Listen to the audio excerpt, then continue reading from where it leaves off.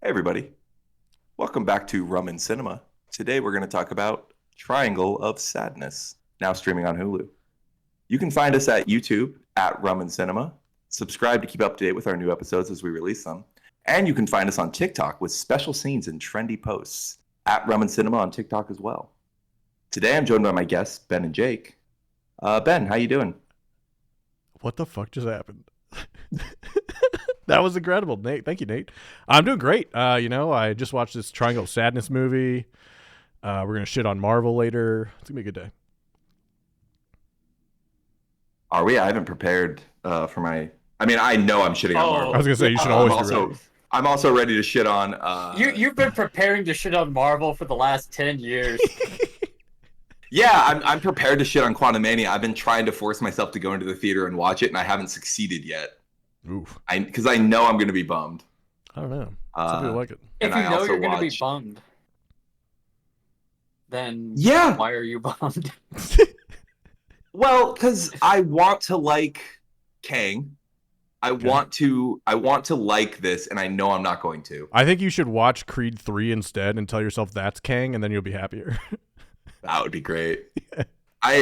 I don't think Michael B. Jordan could do any wrong. I don't even want to see Creed, but just because of the trailers where he like addresses the camera as a director, I want to go see it. I just saw Creed 1 for the first time, and it was awesome. I believe it. I really liked it. Yeah. Yeah.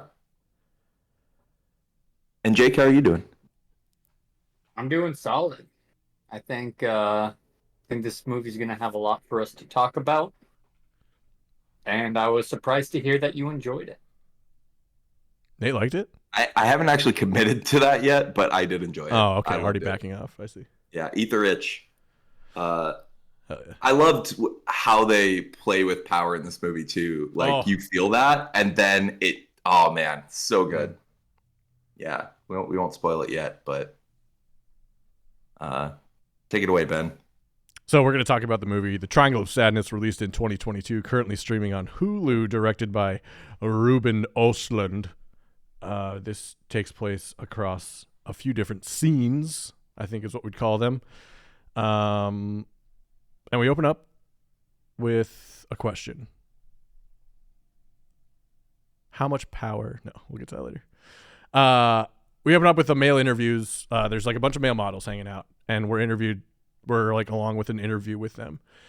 And they just keep being objectified, and like they talk about the way that ads talk to you, and the way that like, oh, if it's an H&M ad, look, we're all happy, it's diversity and all this stuff. And then Balenciaga ad, and they get all angry and like sad because the more money something costs, the more they're gonna fuck with you. Suddenly I'm dressed in something way less expensive. It's H&M, yay! Balenciaga, and H&M, Balenciaga, and H&M. And they just kept going, H&M, Balenciaga, H&M, Balenciaga, back and forth, back and forth, back. Oh, it was so cool. I like that part a lot. It's such a great way to make you laugh while also just like encapsulating class warfare. Yeah. Which is, I love, my favorite thing about this movie that we're going to keep coming back to is I did not see anything coming, like where this movie was going. Yeah. So like when you're first watching this is just a funny observation about life and about capitalism and about ads, that like how advertising takes advantage of psychology and like uses psychology and like I'd never thought of that before. Like it's obvious when you're watching a like fashion ad for like Old Navy that they're just like insanely upbeat.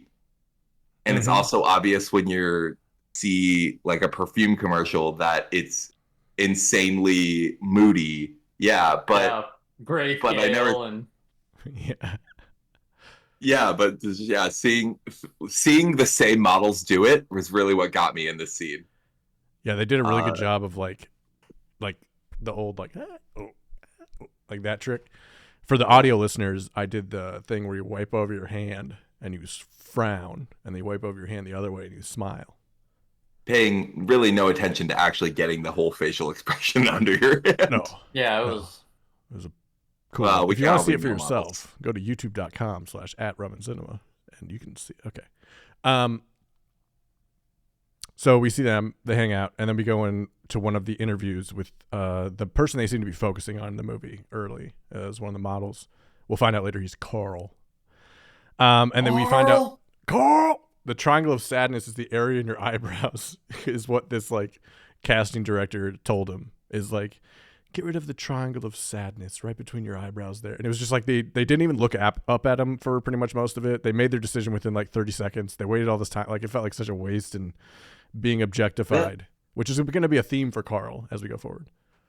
Or used. That was a hilarious bummer to me, learning that as the title of the movie, because I kept waiting for it to really develop a deeper meaning the whole way, and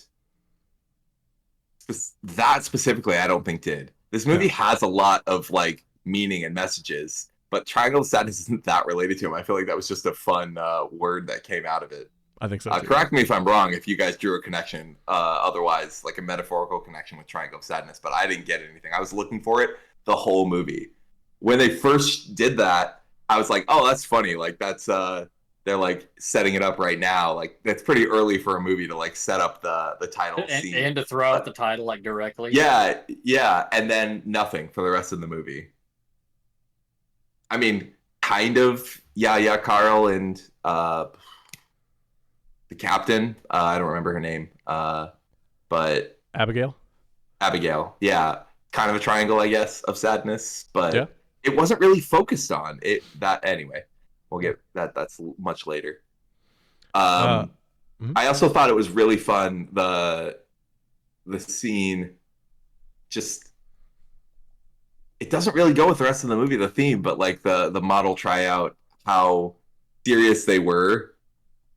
And how like nonsense it was, like when he shows him how to do the walk, and we watched it, we were like, what is happening? He gives him notes on. He's like, because he doesn't like the way that he walks, and he gives him notes, and then you're like, that was bullshit, and it made no sense.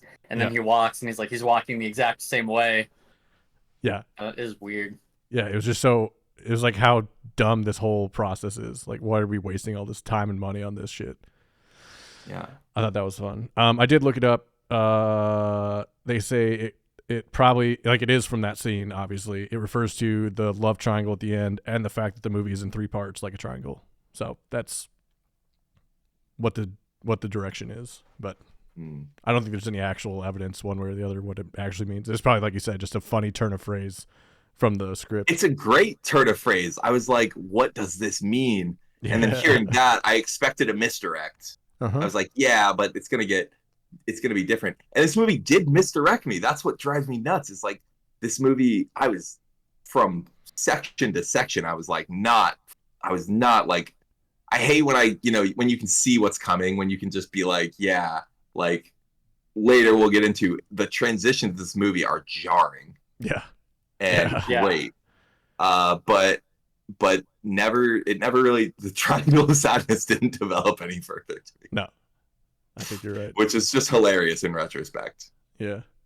So then we go to a fashion show and we see the male model from before, Carl. But we don't see him until a little bit later, because what's happening is they're at the front of the fashion show where like the edge of the runway is, and 4 people who have tickets to this have to be moved for 4 other people that are like more famous, and they want them in the shot of all the pictures, and the whole row has to move down, and it's like this big, it's probably 3 minutes long of like them arguing back and forth, trying to get this set up, get the people in there. The PAs are just like, nope, come with me, we're gonna get you other seats. And Carl's the one that gets booted off the end and has to go find another random seat. And then it starts the fashion show, and the first thing that comes up is everyone's equal. And then then showing that just juxtaposition so quickly was so perfect. They definitely already, I remember laughing when that showed up on the screen, because in the previous scene where they're doing the switch between H&M, he says everyone's equal multiple times. Yes. Like at some point he's like, everyone get in. And like, now we're H&M, everyone's equal, everyone's together, black, white, every skin color. And he like gets them all together. And then, like cracks the joke about when they switch back and they're like, we're very exclusive. So when the screen popped up with everyone's equal, I like actually laughed out loud. Yeah, that was the moment where I thought, is this a Bo Burnham special? Is this what we're in for? Because it felt It's what akin it to felt that. like. Yeah. Yeah. I was a fan of it. Yeah. Whatever the Um, version of postmodernism that we're currently in, that's what this movie and Bo Burnham were doing. I think it's the uprising is probably what people will call this in history if it ends up the way people are going. Yeah, that's what we'll remember it as. Was Yeah.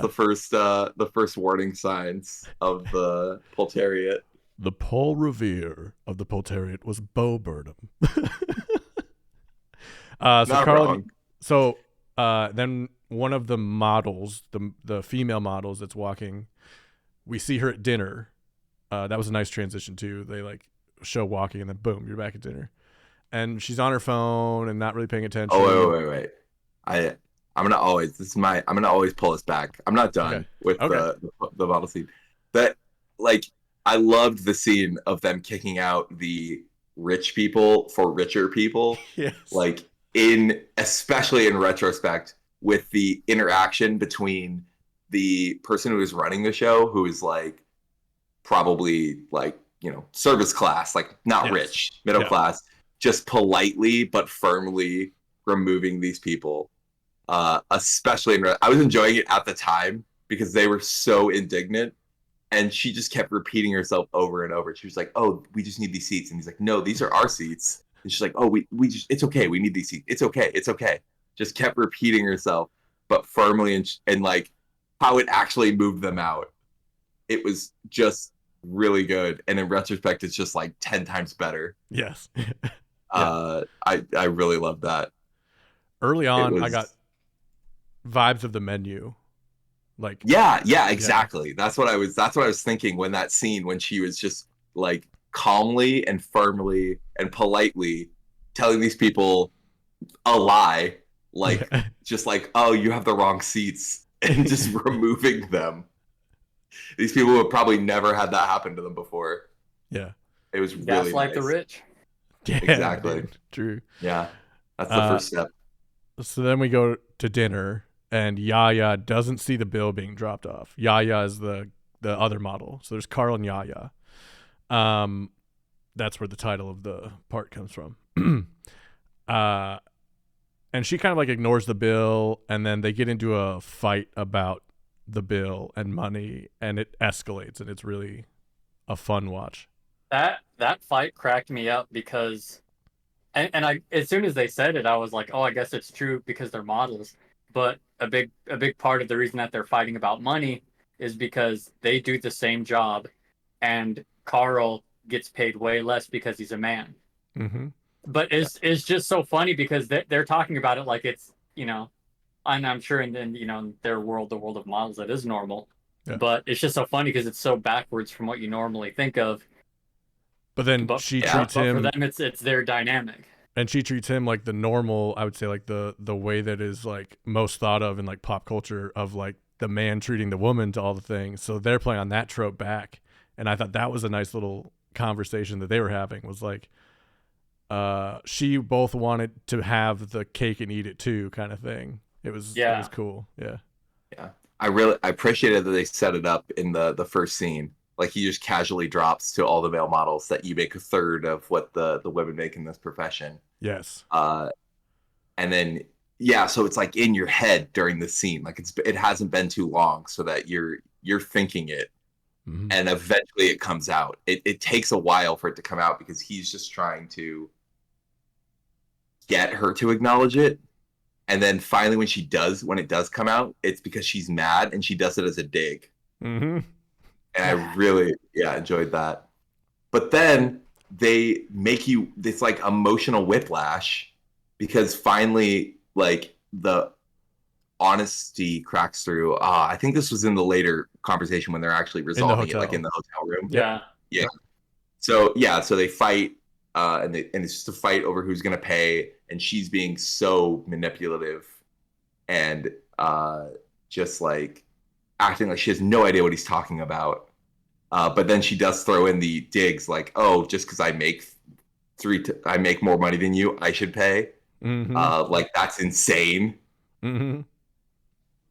But then later, when they're talking about it, she's like so straightforward and honest, and says, like if something happens to like remove this livelihood, I have nothing else. Yeah, right. And Like if so I get that's pregnant, where her mind is. my job's over. It's such, yeah. If I get pregnant, it's over.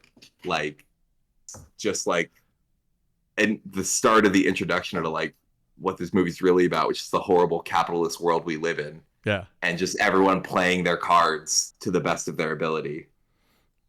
Yeah, that was, and how the only ending for her was a trophy wife. Yeah, like that's the being a only thing she trophy could wife. be. And it was like, oh shit, yeah, that's. It's like you're on her side. You're like, I didn't like her in the restaurant. I was like, you're manipulating the shit out of him. And then she admits it, and I was like, okay, now you're doing it again. And then she says that part, and you're like, oh damn. Yeah, You're also to his right. Yeah, face, exactly. because- It's yeah, such 'cause whiplash. Yeah. And he's like talking about, you know, real feelings and things, and she's basically like, well, you know, this is fun for now, but there's no end game here. I'm just doing this because it's fun. And then eventually I'll go be someone's trophy wife, and it's not going to be you because you're too broke. Yeah, it was wild. Yeah, she said it was good for business. That's why we're together. Yeah. Like their damn. couple as an influencer. Yeah. Which is just crazy. So that was part one. That Carl exists. and Yaya. And then at that point I was rooting for him because he's like, I'll change your mind. I'll make you fall in love with me. Yeah, that was good. And then we go to the yacht. So we're introed to the boat by hand washing all of the deck and the windows and everything, like very pristine. A yellow case is like flown in on a helicopter and dropped into the ocean and picked up by a boat. Like it looks all crazy and you're wondering what's in there. And then we have a meeting of the crew members who are like the people that work on the boat, like kind of like the concierge on the boat, but a bit more hands-on. And the success of the luxury cruise is based on the first hours and the last day was what she opened with. Yeah. I loved that part of the movie too, because it shows it just again like in threes. It shows the incredible wealth and, you know, extravagance and all of this stuff, and then it cuts to the service people, and they're, you know, and then you're starting to like feel bad for them, and I don't know, in a way it's kind of sad because they're just talking about, you know, whatever they say goes, and it doesn't matter what they ask for, you have to, you know, provide whatever they want, just keep them happy. And Yes, then they sir, start yes, chanting, ma'am. and then it cuts down, and you get, okay, there's another level down below, and that's the, you know, the largely, you know, I'm guessing Filipino population, and they're, you know, the silent place we're cast. there in is like, it's like almost mechanical rooms and hot and steamy, and they're doing the real grunt work. Yep. I did also like the way that they were having the main like service person's voiceover explain what they do for the guests as you see that yellow case get dropped, because it so solidified what they're going after. Like, so the yellow case is brought in by a helicopter to this yacht in the middle of nowhere, dropped off, it floats in the ocean, a boat goes and picks it up, they drop it off, you see it get dropped off to a chef, and you're like, fuck, and then he opens it and it's Nutella. And you're like, oh, another this is the length laugh that they out go loud to. moment. Laugh out loud moment of this movie was when they pulled out the Nutella. It's like, oh, they're serious. They go fucking hard for these people. Yeah. Like, that was awesome. Yeah. So we see them, and then they're saying they're going to get a tip, service staff, and they start chanting for money. Yeah. Oh my god, money, nuts. money. And it starts off kind of fun, you know. Oh, and then it gets like fanatic. Like you can see them starting to be like in 2001: A Space Odyssey when they figured out how to use like tools. That's what it kind of felt like. Yeah. And we were talking, like, I think we paused the movie at that point, and because she was like, that was insane, and felt culty. Mm-hmm. And I was like, I think that's just like showing like what they have to do to get through the day. Like you have to get like feel like you're coked up to deal with these rich people. It is like, culty, just though.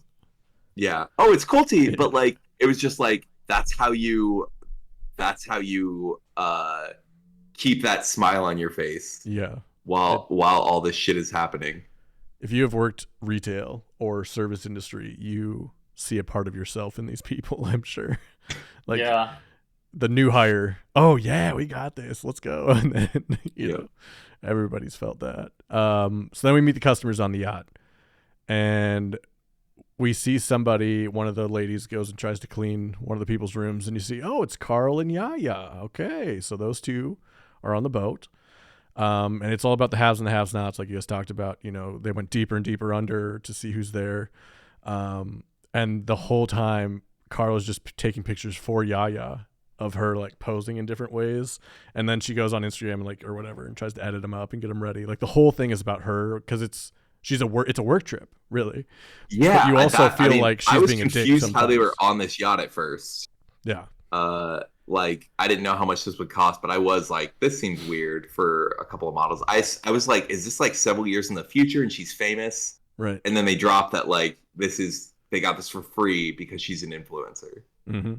So yeah, it's totally a work trip. One thing I noticed was there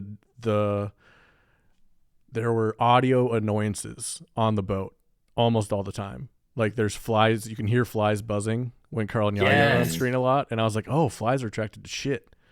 That's kind of wild. They're pointing at like, look at these shit people, you know?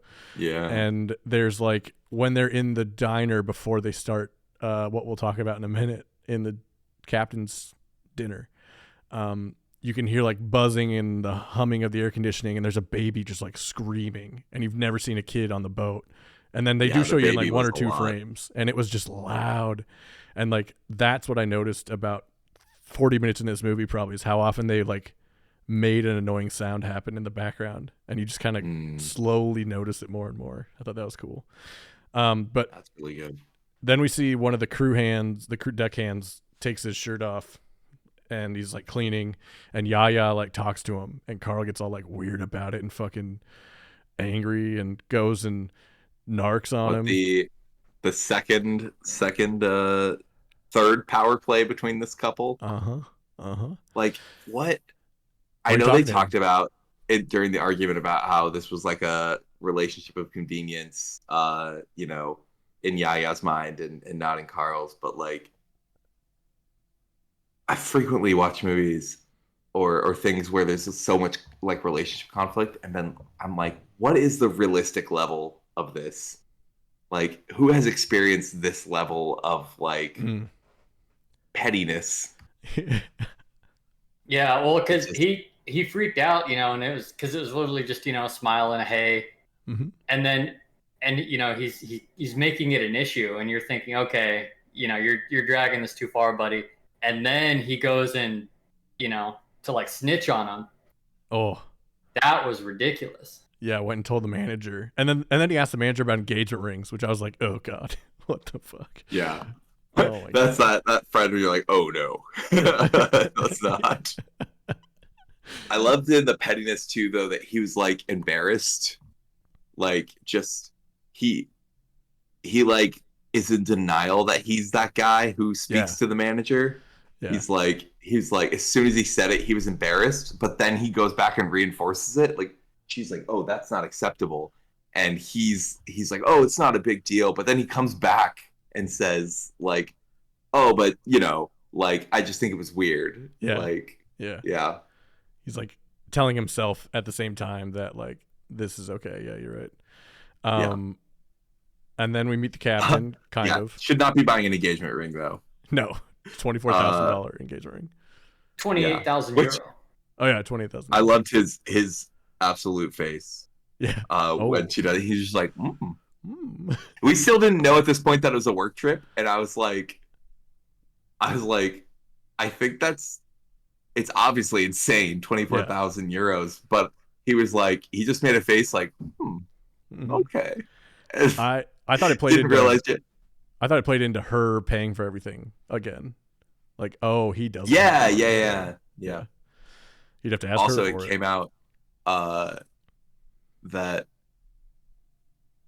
Taylor's like, she couldn't think of a worse way to buy an engagement ring in terms of romance. Yeah. Than to just walk by a thing and be like, oh, those are engagement rings. Maybe I'll engage, or maybe I'll propose. While you're telling on someone for like your wife talking to her, or for the person you want to be your wife to talking to her. Like, it's just insane. Yeah. It's another one of those whiplash moments of like emotion. And it's also absolutely strange too, because they literally just had the conversation about how she had no intention of marrying him. Yeah. And so I mean, in the movie, I had no sense of time for that. I had no idea how long it had been. But he knew it. Except that clearly they weren't that much older. But like, yeah. I was still wondering, like, did they make it big? Like, what's happening here? So then the captain's drunk as shit. We can kind of hear him. It's Woody Harrelson, but we'll get to him later. And then we meet the king of shit. He sells fertilizer. He made $1 billion off it. Russian oligarch is kind of the person they're going for here. And he's with two women, and I couldn't figure out if one was his daughter, one was his wife, both were his wives. We still don't know. No, I think both. I kind of had the idea that they were like both with him. Yeah. Yeah, but yeah, that's just not something like that we have in our realm of experience. Right. It was we left that scene confused, like because he's sitting between them, but the young one calls him darling at some point. Like at first we thought it was his daughter, but then she calls him darling and is like kind of all over him. But then the other woman, who's like his age, like is patting his arm and like holding onto his arm. We were like, what is happening? And we don't get a full answer, but like I think it's pretty clear that it's just like the mistress and the wife. Yeah, he has the money to have both, known to each other openly. Yeah. Terrifying. And then there's a stroke lady who can only say "in der Wolken," which is in the clouds in German. And Abby, my wife, goes, "Oh, she's Hodor." Like later on in the movie, because she realized like that's all she says over and over and over. So we meet those two. I love that. And then there's an old Creates guy, such a an good old moment. Yeah. There's an old couple, and then Carl goes out, take a little break from breakfast or lunch. It looks like lunch, and sees the guy who was shirtless being escorted off of the ship and saying goodbye, and everybody really likes him, and he starts to feel really bad about it. And Yeah, can't he really did. look at Does it. he even? Yeah. He kind of looks think away he in does. shame. He Yeah, feels well, bad. yeah, I think he felt bad because I think that same thing too. Like when he went to go talk to the manager in the first place, and then he's clearly like kind of second guessing it, and then when he sees that he got fired, it's funny because he almost seemed surprised, but then it's like, what did you think was going to happen? I mean, I was surprised. Like, she said it's unacceptable, but like, I don't think we live in that high stakes world. Like, No. I wouldn't expect someone to get fired because I said something. Yeah. Like, maybe the rich people would have expected it. Like, maybe even like wanted for it to happen. Like, been like good, but he was like shocked by it. Like the clean sales lady. Yeah. So there's a lonely man taking pictures at the bar to send to his girl at night, and the two, like the mistress and Yaya, are having drinks at the bar, and then further away we see Carl and the king of shit chatting and like having a cigar and on their computer, and this man sitting by himself, and he's like kind of awkward and like they're like giving the life story of him, Carl and the king of shit are, and he goes and approaches Yaya and the mistress, and they're like having a fun with him. They take a picture with him, all this stuff, and he's like, "Oh, thank you. I want to buy you a Rolex. I'm rich as shit. We should just..." And then they immediately turn on him and like, "Oh, this is great, yeah." And then the guys, you can see him get like jealous as shit. Hey, I thought it was hilarious. I like went through phases of like, because they're making fun of it. You're like on their side because they're your prospective characters, and then being like, "Is this like a genius move for a rich guy? Like asking a favor, like that psychology trick of like getting someone to do you a favor makes you like them more." And then they call him in, and he casually mentions that like someone was supposed to join him, but he didn't, so he's like on his own. I was like, this is the sad rich guy like master move. So was then really great. Is it premeditated? Like, was this the whole plan? That's what I mean. Yeah, I was like, I was convinced it was premeditated by the end. Yeah. It was funny too because when they called him over to take the picture with them, he grabs his beard and he walks over, and she's like, "No, you can leave the beer." So she makes it clear like, "Hey, you can come over and take this picture with us, but for now that's it. You're not hanging out with us." But then that's I when didn't he even offered. catch that. Yeah, That's and great. then so he did. He left his beer over there, and then they take the picture. He offers them the Rolexes, starts flexing that he's just insanely rich, and then he's Champagne. part of the party. Yep. Yep. And he invites the guys over as a power move. Oh, those your boyfriends? You better treat them nice. I love that. Is those your boyfriends? That was so man. good. Yeah, so that was amazing really- power trip. Yeah. And it's still like easing us into like, this is what the dynamic we're used to. Whereas like the dinner challenged that dynamic because the models are kind of like role reversed in terms of the money. This is like the dynamic we're used to. And then later we're going to see like what happens when the power dynamic flips. Mm-hmm.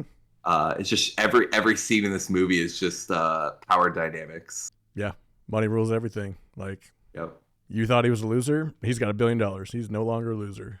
Everybody likes Yep. him. Like, that was cool to see it like that. And then we see Carl and Yaya's sex life, which is okay. So like she comes back stumbling, drunk, like obviously much later than Carl went to bed, because we see Carl go to bed. We kind of follow him, and there's like a rolled up person, and she's tapping on him. Then he comes out of the bathroom like this sexy, like, I'm the pool guy, like that kind of shit. My question is, how long do you think he was in that bathroom waiting for her to come back? That's the first thing I thought of. He got up and ran it. Yeah. And then we meet the king of shit's wife, we think. The older lady that's sitting with him. She is talking to one of the like waitress concierge people and tells her to get in the hot tub, and like is first kind of playful about it, and then like demands it. Like it ramps up to demanding. And she says yes and gets in. It's just uncomfortable how long it takes her to get in there. Oh, it's the worst thing, and it's, again, this goes back to anyone who's worked retail or service or whatever, because even anything that we've done has never been to the level of, okay, on an ultra luxury cruise ship, you know, you have to acquiesce to the demands of these people. Helicopter and Nutella. But it's just terrible because she's not allowed to do it. And by this point, the manager is, you don't break rules on this ship. Yeah, right. Yeah. And so it's a rule. I'm sure it breaks 1,000 rules if she gets in the hot tub. But then the most important rule is do whatever the customer says. The only thing that's coming out of your mouth is yes, sir, yes, ma'am. Yeah. That was what the supervisor says at one point. And it's she's a nothing character in the grand scheme of the movie, but just just seeing the awkwardness on her face, I was like, damn, she's killing it. And just sitting there being unable to say yes or no. And the other person, the rich lady, being so like persistent because she knows she's going to get it. Like, we both know where this is going. Is kind of how she acts towards the end. It's just what she does to entertain herself. Mm-hmm. And she thinks she's having a good time with them. Like, and they like this. I command you, enjoy the moment. No. No? No. What? You say no to me? No. Oh, so it's yes. Yeah. No. Yes? Go in. Yes! Yeah. Do you remember in the Fellowship of the Ring when they meet back up in Rivendell and Frodo's like talking to Bilbo and he's like, "Do you still have the ring? Can I have it?" And then real quickly Bilbo goes, "Nah." And for a second he's terrifying. That's what that reminded me of when she flipped the switch and she's like, "Get in," Just demands that she gets in the hot tub. And I was like, oh my God, she was all sweet and nice and it was kind of fun. I mean, even though it was terrible for the service girl, but then she's like, no. But you could see from her perspective it was fun. And then she was like, no, you're going to do this. That's good. And the whole crew gets involved. Yeah. And so then I love the exasperation. Yeah. They're like, we're all going to go for a swim. And everyone is just sighing, like the whole crew. And they're talking about how this is going to throw the schedule off. The chef is like pissed. And like the manager is just like, yeah, we all have to go. Every single, turned into this thing. All the way down from like the kitchen who's getting ready for the chef's dinner to like all this other shit. And then all the way down to like the person making sure the boat's running. Like every single person is interrupted by this person's like request to go. Yeah. I thought that was interesting because the crew manager, is following her own rule, whatever whatever these people want, to the point of detriment, because you think realistically she could have pulled a bunch of their service crew and then some random kitchen, and the woman wouldn't have known the difference. Nope. The Yeah, woman she wouldn't wouldn't have have known. known that you pulled all the chefs and all the maintenance workers and the laundry people. They wouldn't have known that. But Yeah. in her mind, she's like, no, she wants all the crew members, so Mhm. we have to get all of them. Everything's Yeah. literal with her. Yeah. And she's like They- to a fault pleaser, a people pleaser to a fault, which we'll see later. Yep. Also, the when she goes to the kitchen or calls down to the kitchen, the chef makes a point to say we can't leave the food here Oh yeah, sitting. that's right. Yeah. That was my first Nice. where he was like pushing back because the chef doesn't have to deal with the customers, and he's just like, this is gonna ruin dinner. I'm pretty sure he just said like dinner will not be good. He said the food will spoil. Yeah. So then we meet this lady who complains about the sales being dirty. And first she says it to the lady, the supervisor lady. manager. Yeah. And then she says Yeah. it to the captain. And the captain looks at the other captain like, I don't think we have. This is a motorized vehicle, ma'am. We don't have sales. And- No, he didn't question for a second. I think he was enjoying it. He's Woody Harrelson in this movie is Ooh. great. Just the socialist working on a rich person, a luxury yacht, and just hating himself. Yep. And Not giving a fuck and thinks all he's not doing was giving not a fuck. anything. Yeah. So then they have the captain's dinner, which earlier when the captain was drunk at the door, the manager tells him, hey, if we do it on Thursday, it's going to be, it's rough seas. It's going to be bad. Any day but Thursday. Any day but Thursday. He's going, all right, Thursday, good. Yeah. No, Yeah. any day but Thursday. Right, yeah, Thursday, good. And then she's like explaining to him, and he hears the reason. He's like, are they going to eat dinner on Thursday? She's like, well, yeah, okay, then we'll have a chef's dinner, captain's dinner on Thursday. So she's even said yes to him eventually. Given what's coming, we went back and we're like, did he do that because it would cut it short? And so he wouldn't have to be there all day? I think so. I think he did. Yeah. See, I thought it was because at first, the first two times, I think he was just drunk and stupid, didn't understand her. Yeah. And Yeah. then he was tired of her and wanted to go away. So then he just dug his heels in and was like, I'm the captain, so it's going to be Thursday. Mhm. He's in an interesting position because he's the only one out of every single employee on that ship who's not subservient to those rich people. Even the absolutely. even the first officer, Gives a tour to a guy. Yep, has to do whatever they say. But the captain, he knows I'm the captain of the ship. Nobody tells me to do anything. So I'm he's the the captain. only employee on that whole ship who doesn't have to respect these rich people. True. So we go to the captain's dinner. This is where we start to hear the baby screaming, and like the boat is like rocking, and you can see people like Woody Harrelson standing at like a 35 or 45-degree angle, it feels like, and they're like all moving different, and then like glasses are falling off the table, and they shuffle everybody into this tiny room for dinner. And the whole time a baby's screaming and crying. And then we meet a little bit more about the people on the boat. So the old couple is a merchant of war. They make hand grenades, and they're like this really cute old couple at first, and then you find out they make hand grenades. So And they're funny. like so okay with it.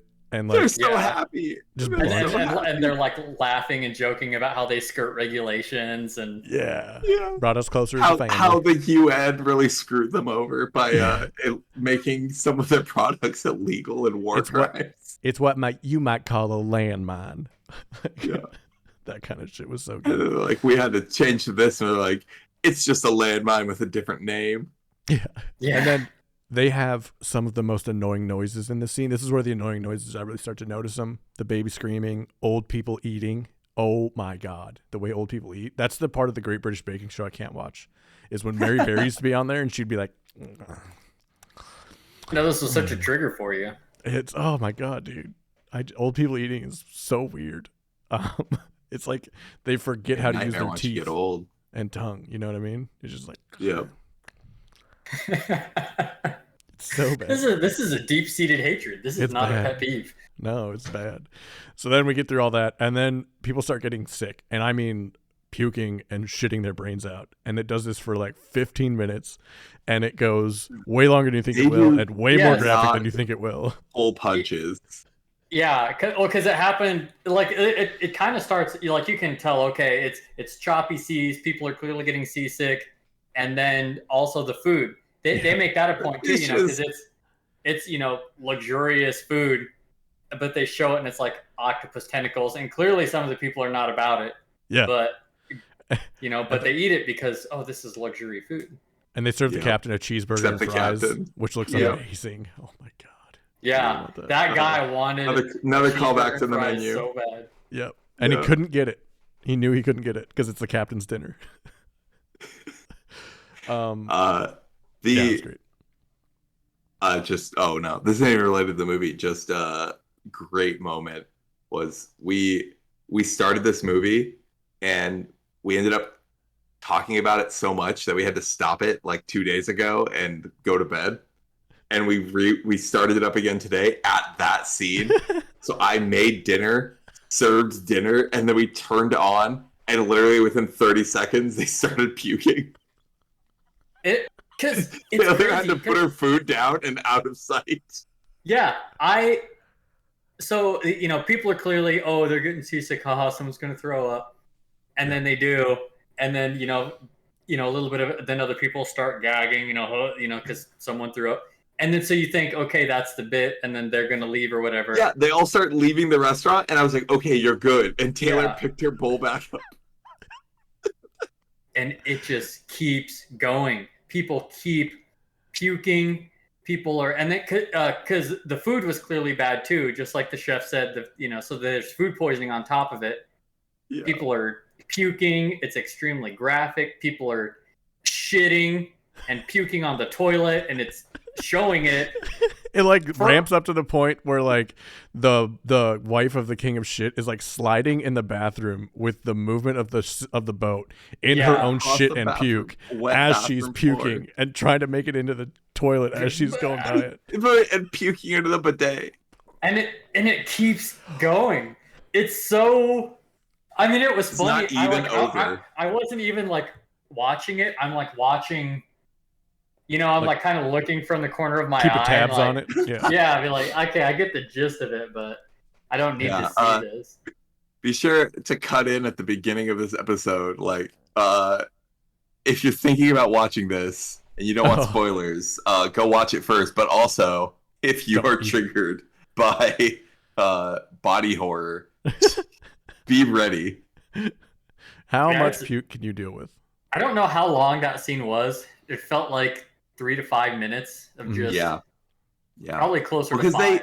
they give you mini breaks. Like we said, like they leave the dining room and then everyone's leaving. And then it's about like 10, 20, 30 seconds later, the woman stumbles out and just pukes onto the floor. And then they cut to everyone getting back to their rooms and puking. And then everyone's kind of like camped. They're getting their life vests on and they're all kind of like just dying in their rooms. And then The king of shit. everyone, like the storm really gets bad. Yep. And people go, and then the toilets start overflowing, and it's literally shit flowing through Spewing the it Yeah. whole ship. Just- Okay, here's a question. We're going to learn a little bit about someone named Abigail. Abigail was the head of maintenance on toilets. Do you think she did it on purpose and she was in with the pirates? No. no. Okay. So then the toilets are spewing. I was thinking of it as you were talking, and I just wanted to see if anyone else thought of that. Okay. So then everybody's like doing their shit, and then the captain and the king of shit have a discussion where they're hammered. They're like playing drinking games with each other, where you literally say pick a card, They're red or black. playing the drinking games where the game is let's just drink. Yeah. I am 100% sure in that scene. So I was looking for it because, they start with some animosity. They're having a philosophical discussion about socialism. And it's clear Versus they don't capitalism. like each other, but they're the only two people there, and they're laughing and drinking while they're just like quoting back and forth capitalism versus socialism at each other.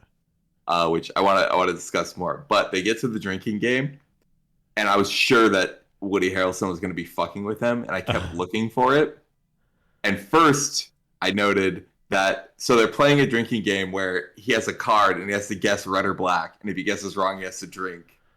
And the first I noticed, Woody Harrelson isn't drinking when he gets it right.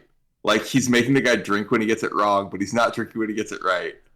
That's funny alone. And then I noticed about the fourth card, the guy guesses right. The oligarch guesses right. He guesses red, and he throws down a red card and says, "Drink." Like, he's just completely fucking with him. But I think he might be that drunk too. Like, where he's like, nope, drink. Yeah. But yeah, he was not playing the game. No. So yeah, they have a discussion where it's a Russian oligarch capitalist and a American $1 million yacht captain socialist. Yep. And that's where they go back and forth quoting each other over and over and over and over. And this goes like all night onto the intercom. They get into the captain's room and pop on the intercom. And it starts with the king of shit going midday, midday. And then everybody freaks out and like falls down the stairs. And the whole time the workers are like just working, like cleaning, and like nothing's happening. Everything's fine. They know that's not the captain. Yeah. And then they eventually like stop him and everything. But then they talk more about capitalism or socialism. Was the rock music playing while they were cleaning? I think that was the first like heavy rock. Oh, that was so good. Awesome. Heavy metal just while they're cleaning, and just the horror of what's going on. Yeah, that was awesome. But yeah, because when they killed the lights, the music stopped too. So either that was an effect or on purpose, but yeah. So yeah, capitalism for socialism is like, this is like, I feel like the turning point of the movie. This is where it starts to go to another kind of movie. Well, yeah, this is where they like just, lay out what it's about. Because before this, you were like, I feel like we've had a lot of media recently about rich people. I was going to say, actually, it reminded me, I'd seen some stuff about how, Succession is like kind of parodying our obsession with shows and movies about rich people that like glorifies it. Even when they're the villains, you see all the glitz and glamour of what's going on. Right. You're being an asshole on your own helicopter. Like, yeah, exactly. But Succession shows you it has scenes where it focuses on the like cleaning crew. Like the scene where they set out all this amazing food and yada yada, and then he's in like a bad mood, so he's like, get all this out of here. And then they specifically spend a minute showing you a scene of them throwing the food into the trash. And that's what this scene felt like with the cleaning crew, where like we're getting our comeuppance of like, yeah, we hate these people, but we're also like living vicariously through them. And if you don't see the actual human cost, then you just get to like have your cake and eat it too. Because you get to hate the rich people, but you also are like, looking at this glamorous life that they're living. Yeah. And now we get the heavy metal scene of just the cleaning crew scrubbing puke out of the carpet with a brush, and just actually seeing it and just like watching it for like over a minute. Yeah. Like a little music video of just human suffering. Yeah. And they're all doing it like not complaining, just doing it. Yeah, blank face. Yeah. Just every day. Yep. Yeah. Particularly shitty day on the job, but yeah. And they're living their like worst day of their lives. All the rich people and all the cleaning crew, like, yeah, the rich people are in hell, and the cleaning crew are like, we live here, bud. Like, this is every day for us. Yeah. You merely adopted the puke.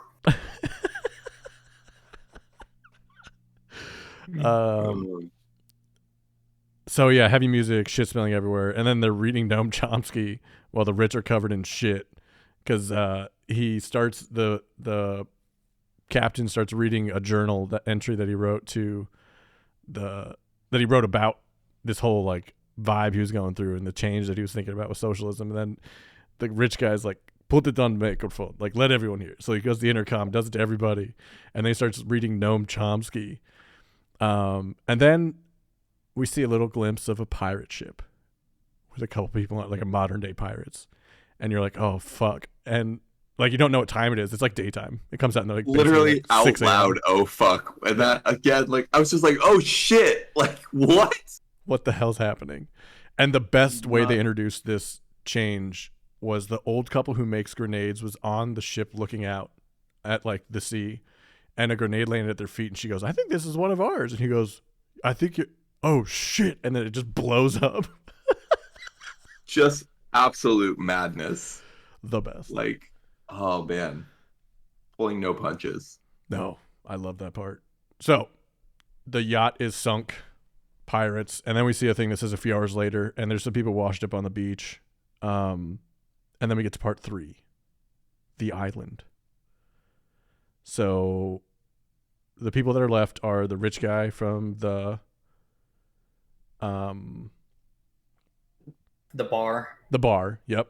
Carl and Yaya, Abigail, who is a toilet cleaner, the manager, the Dimitri, king of shit. King of shit. Yep. And a person who says they worked under deck. Mm-hmm.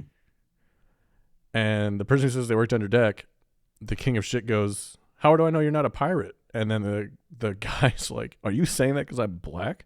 And they go back and forth, and the manager tries to come in and like stop the situation as if she's still in charge. And I love the manager is still in charge at this point. Yeah. She's still like she's in charge by being in service of all the rich people. Oh, and Hodor's still there. Hodor's there in a boat. Oh yes, yeah. yes. Yeah. But yeah, go ahead, sorry.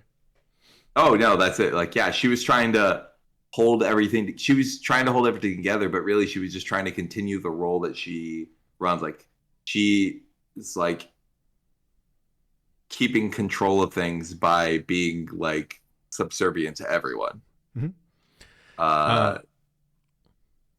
Yeah, and at first what I was expecting to be like the saddest scene, when the lifeboat washes up and Abigail's in there and she's got all the water and food to survive for a while, and the manager is like demands, like, is just still talking down to her, like as if she's completely her employee in this just insane situation. Mm-hmm. And just like hands it all out. And I was like, oh my God, this is so sad. Yeah. Like, she should have just locked that door. And Abigail seems very meek in this moment. She's like not talking, not making eye contact. She's like stuffing some things in her backpack, and they're passing out all the water, all the chips, and everybody's just like immediately drinking it all and eating it all like greedy. You know what I mean? Like, this will happen again. Like this just happens all the time. Like, they've never had to need anything. I think is what this is showing. Like, they've never felt sparsity in their lives. So Abigail gets out, and then she's like a badass. She goes fishing. None of them could start a fire. They're all kind of worthless, sitting there eating their chips. Like, could any of you start a fire? No. So Abigail fishes, makes fire, and then she lays the fucking law down. I do love before this, the manager like translating this, like Abigail catches the octopus and the manager goes over to her to like take possession basically and be like, oh, good job. And then she's like, what do you think we should do next? And Abigail's like, we should make a fire. And she just calls back to everyone. It's just like, does anyone know how to make a fire? And they're all just like, no. And like, just the perfect image of like the Russian oligarchs just leaning back on the beach. And he's just like, no. He's still on vacation. Oh yeah, that's what it felt like. Yeah. Like, the rest of them are a little uncomfortable with it. He was so comfortable, just like. And also, the manager back. Assumed that the girl Abigail couldn't make a fire. In that moment, yeah. Like, oh yeah, power dynamic there still too. So then Abigail does make a fire, cooks all the food, and starts divvying it out. Right, and she goes, one for you, one for me. One for you, one for me, like the whole way through. And then the manager at the end's like, what's that pile? And she's like, it's my pile. And she goes, no, we need to share. No, I make fire. I get the octopus. That's my pile. And like, very matter of fact. And then she like steps and like stands up and says, I am the captain. I did all this. I'm better than all of you. I can do this here. Like, I'm the leader here now. And she starts asking people, am I the captain? And offers them a piece of the octopus, and they go yes, and gives them an octopus. And like, she learns immediately, like, this is the new money, this is the new power, is this feeling.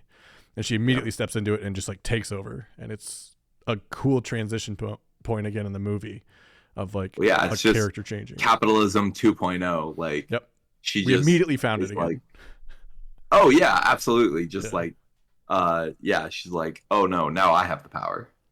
This is really bad. This is really, really bad. Yep.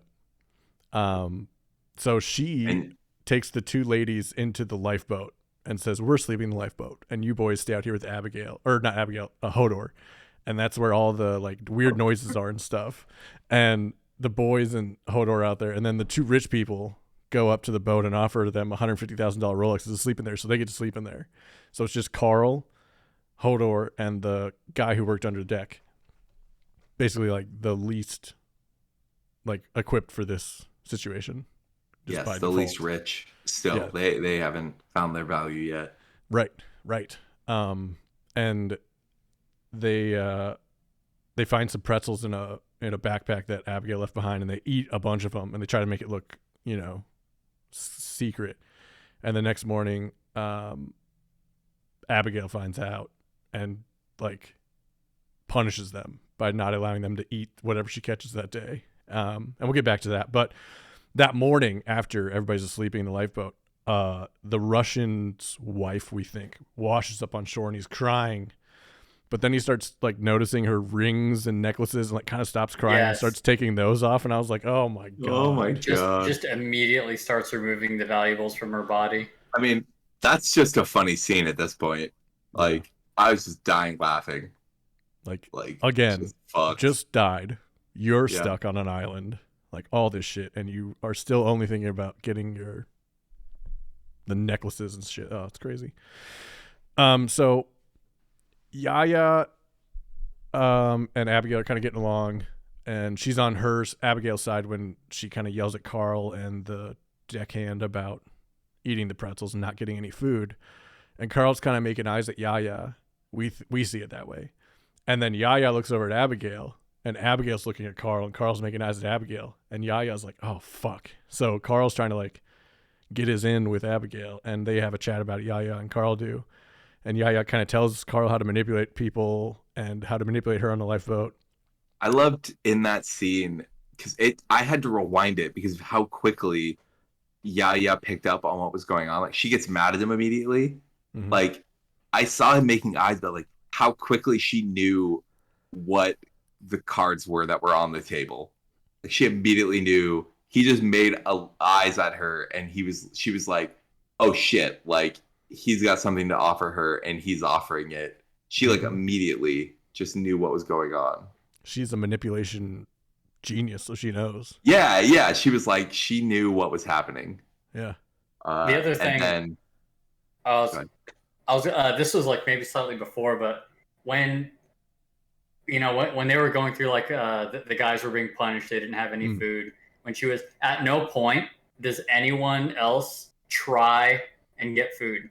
Like, are they going to be unsuccessful? Probably, but no one else tries to fish. No one tries to go out and forage. No one tries. They just kind of sit there and wait while she does everything. Yeah. They just give her the power because they don't know they can't even conceptualize doing it. Yeah, right. They can't even fathom, like, okay, maybe I'll go out there and, I won't be able to catch a fish for 3 days, but maybe by the 4th day I'll learn. Yeah. They've never had to do that. You know what I mean? There's always been someone to bring it to them, and they can't, even in that moment, they can't bring themselves to do it. That's wild. So Carl starts spending the night in the lifeboat by himself with Abigail, and he starts getting treated better. And Abigail uses this whistle to call Carl. Like, they all have whistles, and they use it for different things. So Abigail starts whistling to call Carl over. So then everyone else, all the guys who have a whistle, start whistling when he comes by, and he just starts getting pissed at it. And I thought that was it was like the perfect moment of like camaraderie among all the people that were there. Like, everybody started to feel equal, right? That's where everyone started to feel equal in my mind, was right about that moment. Everyone except for Abigail. Yes. Carl. Yeah. Yes. So do we have any idea how long it's been at this point? No. I feel like we've Lord of the Flies this, like, developed a whole society. Well, they do, like, the King of Shit's beard does get pretty long, and he has to shave it at some point. So, like, I think they're there a while. Like, I think we can assume multiple weeks. I'm thinking weeks, yeah. Yeah. Yeah. And still they they don't really. I don't know. I like to think you throw me on a desert island for a couple weeks, I'm gonna have some rudimentary shelter going, Mhm. But they really don't. Just kind of lays around. Yeah, they're kind of like up in the trees a little bit, and they're fine. Yeah, or the lifeboat. Oh yeah. So then we get to the killing the donkey scene, which is so funny. And Nate probably hated it. Yeah. It was actually traumatizing, but it was fun. It was the first time we had harsh noises since we've been at the island too. That's another thing I noticed. The sound design is really good there.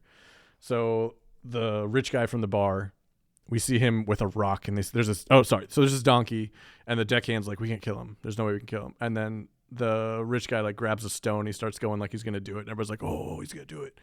And he hits it once in the head, and everybody's like, I think it's dead. It's not moving. Ah! And then the donkey starts like freaking the fuck out because it didn't die, and it goes like yeah, just terrible squeals of a donkey suffering. And he's beating it with the stone as this is happening, and it's still making noises, and it's just traumatizing. And it cuts to the deckhand, the king of shit, and the Russian guy crying in each other's arms at the end, like trying to console him. But then later on, he's okay. We go to the nighttime. Yeah, but then they jump to like them all celebrating, which he's the hunter now. He immediately takes his place. And while this is happening, we see Carl's hand like under the seat, in the seat of Abigail's, and Yaya's like, what the fuck are you doing? Like calls him out, and they are upset at each other. And Carl has a conversation that night with Abigail about, why don't we just tell everybody we're dating? Then it wouldn't be a problem. Because I think Carl's still seeing this as transactional, and Abigail's not. So now Carl's in the Yaya position, and Abigail's in the Carl position. He absolutely is. Before, at the start of that conversation, is him saying like, he calls her a peddler of flesh. Yeah. Yeah. And she got upset about that. Yeah. She like snuggles up on him and stuff. And but I thought it was interesting. I saw him as being used at the same time, but he was okay with it this time. Yeah. Well, yeah, because the first scene we see is him like apologizing to Yaya and saying like, him very much seeming like he's being forced into this. Like, he's like, what am I going to do? Like, this is a survival situation. But very quickly it evolves into a comfort situation. Yes. Like he's, again, just playing the cards that were dealt to him. Yeah. So Yaya, he does not he's not a victim at that point. No. Yaya's upset. Carl's talking to Abigail about just coming out as a couple. And we wake up the next morning, Carl and Abigail are in the boat, and then Yaya comes up and knocks on the door and wants the backpack to go hiking and try to find something. And Abigail's like, I'll go with you. And Carl's not sure that's a good idea because I think in his head he thinks Yaya's going to fuck with Abigail. I think that's what he's worried about. And they go off on a hike, Yaya and Abigail, and they're having a good time chatting. And somebody comes to we cut back to the other side of the beach where Hodor is in the boat. And somebody comes up to her who's like peddling like sunglasses and hats and stuff like you see on like shit. Coming back in. You realize Mexican they're on border. A resort island. Yeah, they're on a resort, and he's just they like just selling haven't sunglasses hiked and shit. a mile around the beach. Yeah. Like they haven't tried to circumnavigate the island. Yeah, they go maybe 10 minutes away. It seems like with Yaya, and Yaya goes onto like this private beach with an elevator, and that's when the power dynamic goes away for Abigail. So Abigail sees her power leaving, and Yaya sees her power coming back and starts to feel relieved. And we see Yaya kind of crouched alone because Abigail says she has to go pee before they go up the elevator. And Yaya's like telling Abigail, hey, I'll make sure you're good when we go back. You can be my assistant or something. And Abigail hears this, and I'm sure she's seeing all of her power leaving, all of her ability to like run these people leaving.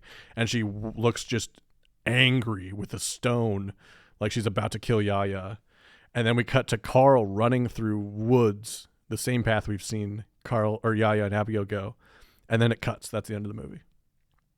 Yeah, that was such an emotional roller coaster because as soon as they find the elevator, as movie watchers, we were like, oh shit, like, is Abigail gonna like try to prevent Yaya from going to the elevator?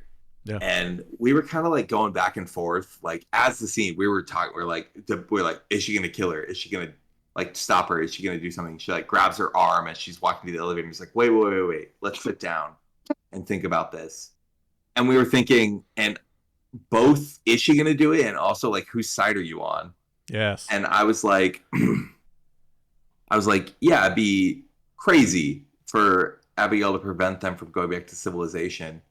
And I was, like rooting for Yaya. And then Yaya says, like, I can help you when we get back. And I'm like, oh, come on, just like give her. And she's like, maybe you can be my assistant. And I was like, fucking kill her. Let's go. Eat the rich. Rocker.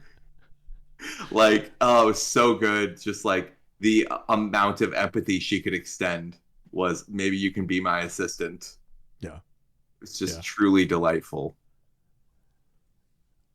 So here are some questions that came up after watching this movie for me. How much power is too much? Like at what point can one person possess as much power as they possibly can get? And is greed always the downfall of man? Like that seems like I just felt like, yeah, fuck the rich. Like greed is awful. Rethink how you live your life kind of thing. But in a very like funny way. And like, it didn't feel too heavy handed. Like the menu, same kind of feel, I think, to me. Yeah, it didn't feel too heavy-handed. What I really liked was the scene where the captain was really drunk and basically started like lamenting like that he was a bad socialist. Yeah. Because like that's how you always have to feel as, a middle-class person who's not, working at the underside of the ship, or even honestly working as the person like serving the people. Is like, fuck the rich, but also like you're still doing fine in this capitalist society. Yeah, and like the head chef level.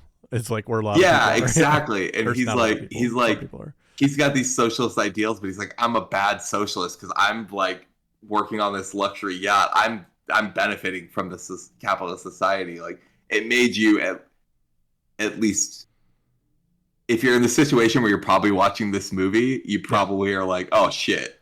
Like, like, fuck those people. But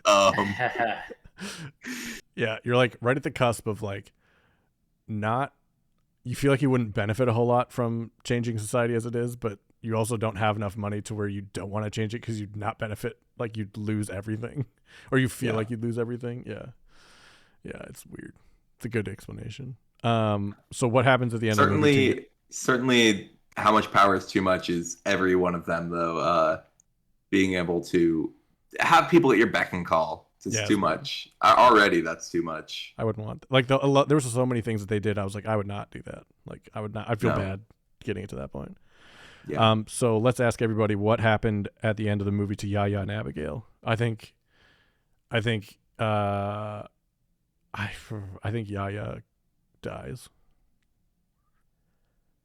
I think Yaya's probably gone.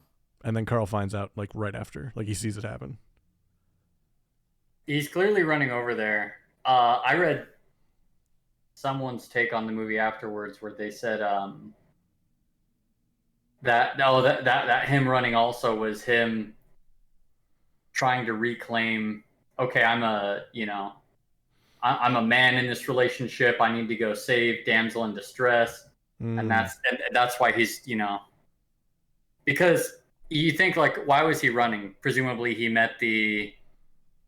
he also found out that it was a resort island because, maybe they came across that vendor as well. I thought either that or that makes the most sense. I think the other one I thought of was he kind of put together what he thought one person was going to do to the other. Yaya to Abigail. Yeah. In my head, when they left, I was like, well, one of them's not coming back. And I thought he realized that like one of them was going to kill the other. Yeah. And that's why he was running. That was my head in the movie. How far away was Hodor from the rest of the group? I think pretty far at sometimes. Yeah. I don't understand that part because like at the beginning they like left her in the forest, but In the which was dark woods. hilarious. Yeah, for the they're all record. sleeping The in night the- they all just in left the her. raft at night, and there was like some weird noises, and they all fucking ran and booked it, except her. She was stuck there, just yelling "in der Wooden" or whatever over and over and over. Oh my god! But later, like she was part of the group, so I don't understand why she was off by herself later. So if here's the other thing, at first I didn't think she was actually seeing him. I thought she was tripping. I thought she got bit by a snake and was like hallucinating or something. And then I was wondering if anyone else saw that, or if the guy walked away the way he came and said "fuck the rest of this area," and then she can never tell anybody that she saw a person. Yeah, I was honestly expecting that to be a bigger part of the movie. I feel like that was kind of like a fun idea for this movie as like a dark comedy, that like she would be the one to meet this person and then they leave. They didn't really address it. Like they didn't follow up on it really. I think that's the point, Which just though. I maybe think it's purposeful. It's definitely left intentionally open, like a number of questions. Did she end up killing Yaya? Yeah. Why is he running in the first place? And I don't know. I just thought it was weird. I'm like, surely she's in yelling distance from the group. Right. Exactly. She can yell "in der Boden" loud, and maybe they're ignoring that at this point.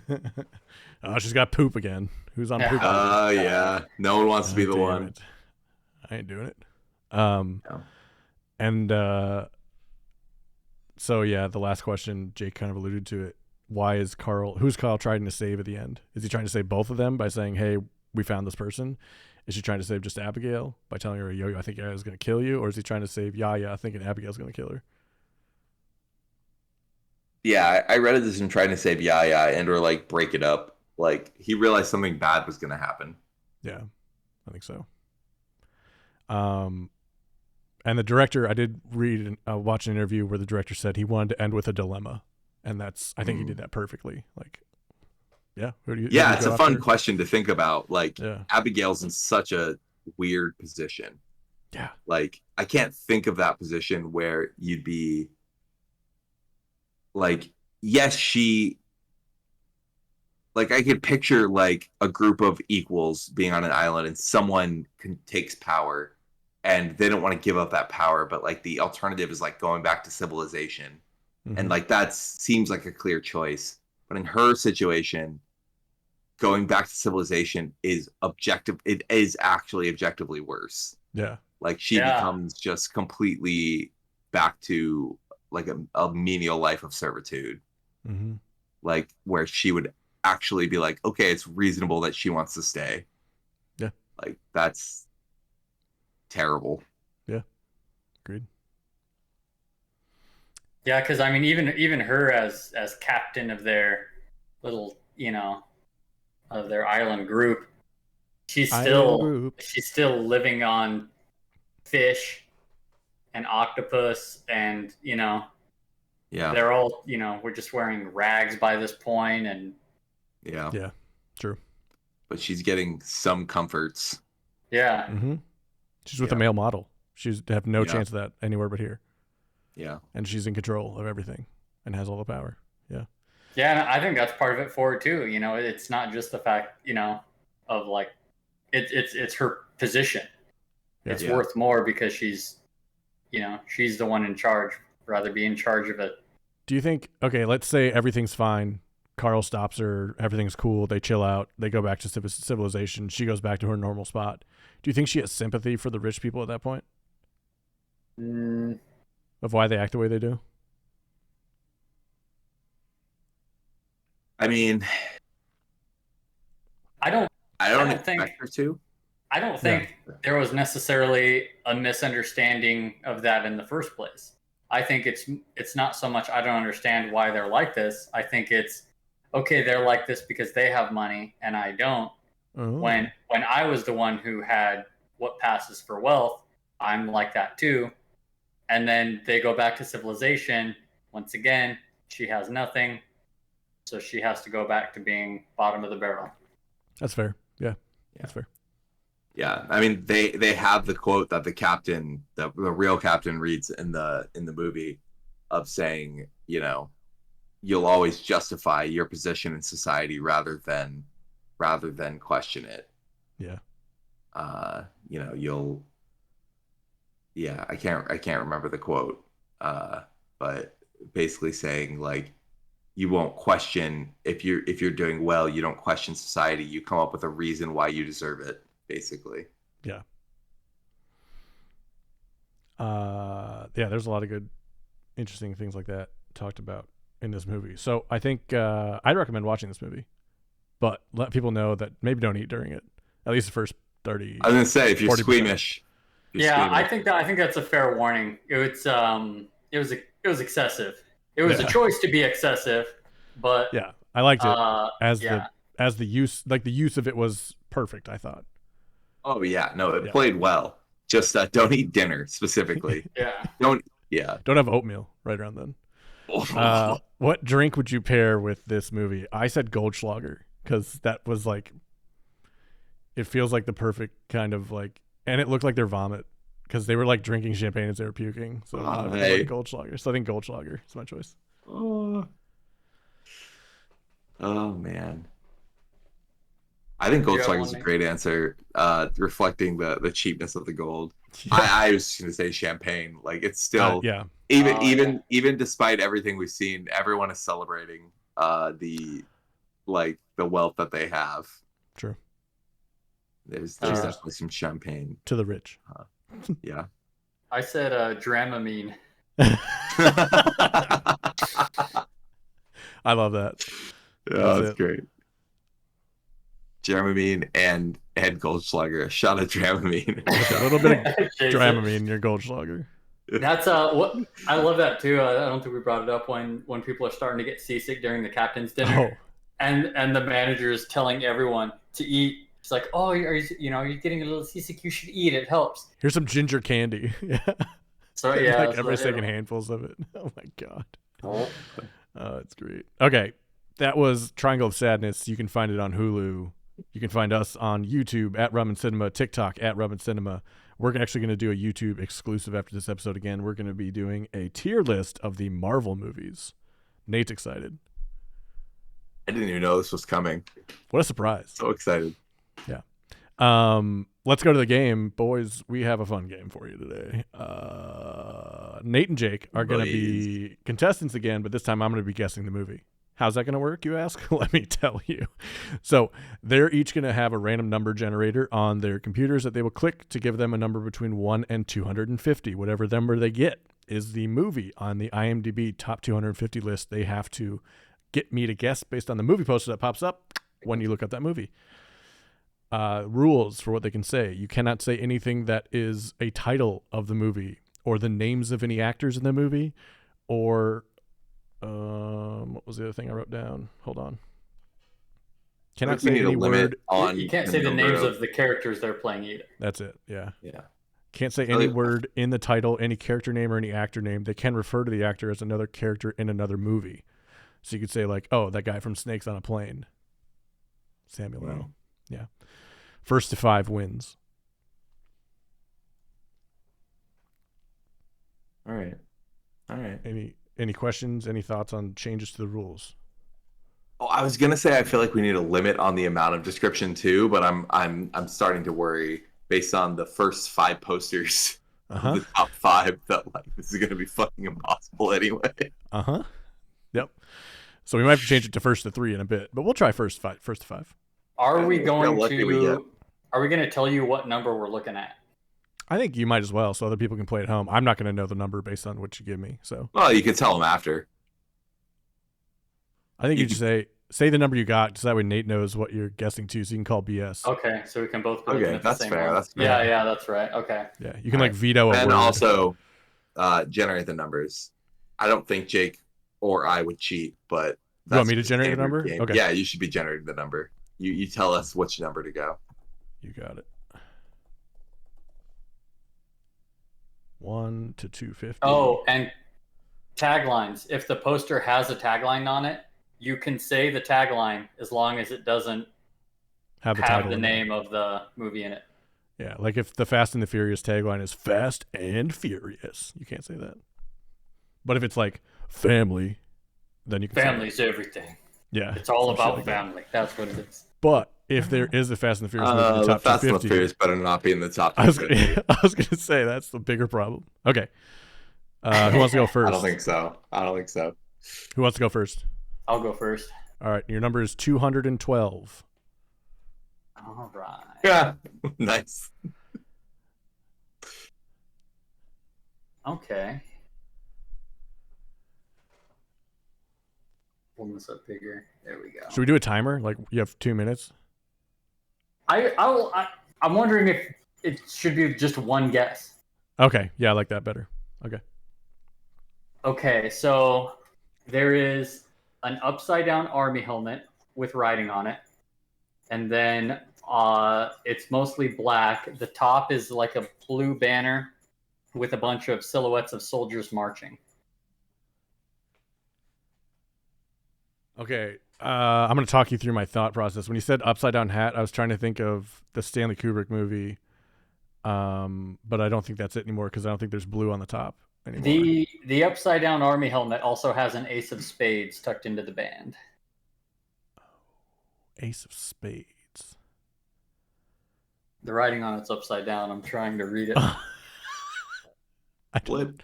When I die, bury me upside down so the world can kiss my... Oh, it's got to be something like that. I feel like that'd be helpful if you watch the movie. Probably. I'm just gonna guess that Stanley Kubrick movie, Full Metal Jacket. No, that was Platoon. Fudge. That was the other one I was thinking of, but I thought of the one where he was standing. Oh no, that's Patton. Fuck me. All right, good job. 0 for 1. Kind of. Nate, 223. Dang. Still getting unlucky here. It's a movie I've never heard of. Perfect. Love it. Hopefully there's some actors on it. Pass. Wait, actually? If anyone watching this has seen this movie, then congrats. Okay, what is it? It is 1946's The Best of Our Lives. Yeah, The we'll Best skip Years that of one. Our Lives. All right, we'll give you featuring we'll give you a Myrna different Loy, Frederick March, Dana Andrews, Teresa Wright, and Virginia Mayo, none of whom I've ever heard of. Nope. All right. We'll do another one. 49. Oh, no. It's Jake's turn. That's like a Oh, draw. okay. Okay. All right. 49. Jake? Possible interruption. Did I start echoing? No. No, you're fine. Okay, because these just died, so now I'm just Oh. on laptop audio. I got you. You good? All right. So We'll be fine, I'm sure. 49. Good luck. I'm not there. We're going to hit some of these eventually. Yeah, right. Okay. Yeah, I'm thinking this might be a first to 3. I want to go to Okay. 5. I'm here all night. I'm going to go refill my drink. I'm going to listen to Jake try to do this one. So it's has people kissing on a movie screen, Oh, okay. and it's like there's a theater and you can see this movie screen, and the movie screen is just a close up of people kissing, but the background of it is like open sky, stars in the sky. Is it in black and white or color? The poster. The what now? Is the poster black and white or color? It's in color, but it's like kind of not sepia, but you can tell it's like older. Oh, is it Casablanca? No, Damn. it was Cinema Paradiso. Oh, I've never heard of that. I've never heard of that either, but apparently it must be pretty good. Yeah. All right. I would have guessed Casablanca as I did. Because it sounded like two people kissing. That's all I could think of. Oh, I was going to think of The Artist, too, was another one I thought of. There's like two people in the front of that, but I don't think they're kissing. Okay. I'm basically just filling dead air until Nate gets back at this point. So maybe, I don't know. We'll find out what his number is. His number is going to be 215, 215. All right. If I repeat, you got to let me know, too. I'll give So my I'm not gonna- initial thoughts. Okay. This one Let's see. actually. Have we heard of this movie? I heard This might be. 215. I'm thinking this might be the first point. This is harder than I thought it was so gonna be. looking it up here. 2:15. Mm-hmm. Trying to play it cool. Somehow leaving the vicinity and then coming back activated like 4 YouTube videos on my headphones. Just got them all cleared up. 2:15. All right. We have. You've definitely seen this movie and know this movie. Okay. Just reviewing the rules very quickly. Sure. Can't say any word on the title, any character name, any actor name. How do they feel about Refer to voices? Actor is a different character. Jake, that's your call. It feels like a giveaway, but I think in the grand scheme of things, it's a fair rule. You just got lucky. All right.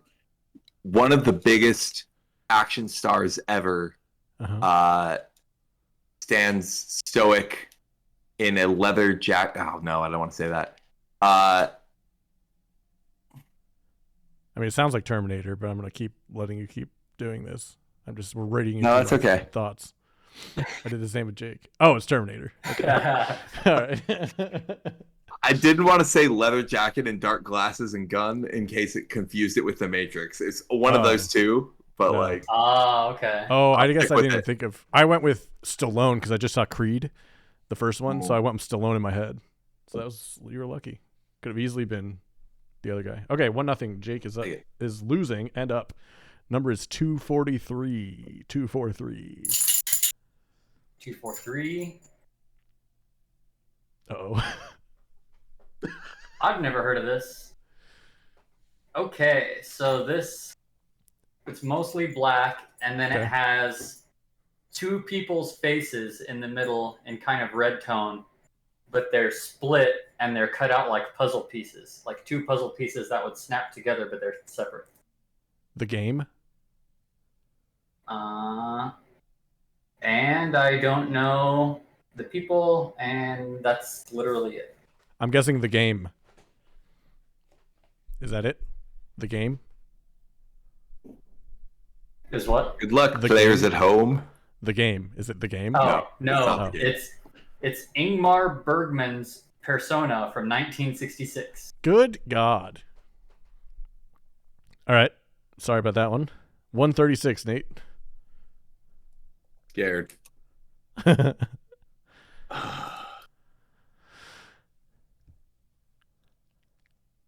right. All right.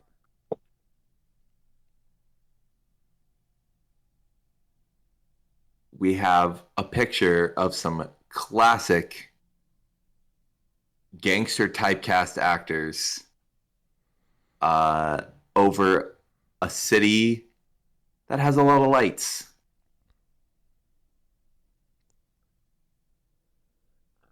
City of Lights. I like LA. I'm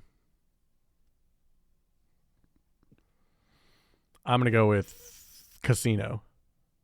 Yeah. Nice. Amazing that you You know got that? that, and amazed that Nate didn't bring up the fact that Joe Pesci, or is that Joe Pesci? Probably. Is Yeah. that De Niro? I can't tell. They're so Holding young. a Paradise. Yeah. I just saw it. I was so confident in my description that I didn't even look. I was like, casino, gangsters, Vegas. Ben's yeah. gonna get it. The And you know what? gangster type actors. He was did. perfect. Yeah, I did. I said Los Angeles first though, but we're getting there. I was nervous. I started typing this. I was like, oh shit, is the City of Lights fake? Like, is that a nickname for LA? But no, you got it. You got Oh, it. it's Paris is the City of Lights. What about in the US? Las Vegas. No, you're right. The City of Lights is Las Vegas. Well, good. Then I As well. also feel smart. Nice. All right, Jake. You're down 2-0. 208 is your As number. per usual. 208. Who we got? What are we at? What'd you say? Sorry. 208. 208. Okay. Didn't know this was a thing. There is. Terrible luck here. It's a very fire and brimstone kind of poster. There's a woman, a bunch of religious men around her pointing accusing fingers. She's looking heavensward, and The Exorcist?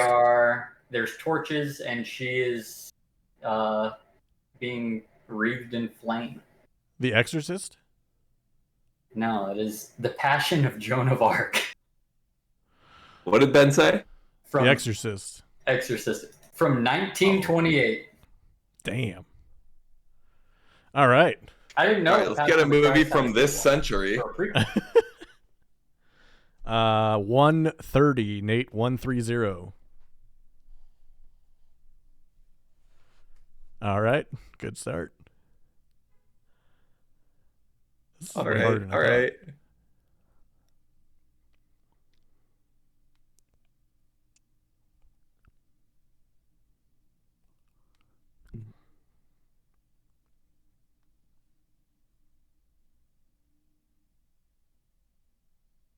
Odin looks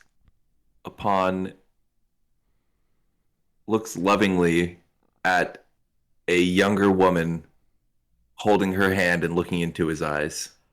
Um, Russell Crowe.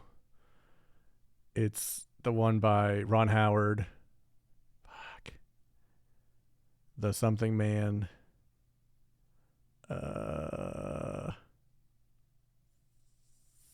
I can't remember the name. It's The Something Man, I think. Damn, no, that's What is not it? it. What was it? The Father. Oh. Russell Crowe, though, right? Came out in 2020. You say Russell Crowe? Yeah. Isn't that Odin? Anthony Hopkins. Oh. You Well, fucking said Russell shit. Crowe. Hercules in Thor was Russell Crowe, right? Or who was No, who was he in Zeus. Zeus? Yeah. Same thing. That's what I thought of. All right. Oh, then I was confused. Oh. I'm like, You could have said Hannibal Lecter, you fucking nerd. Yeah, but he's old. I wanted him to be old because this movie came out in Westworld. 2020. The He's old guy like, in Westworld.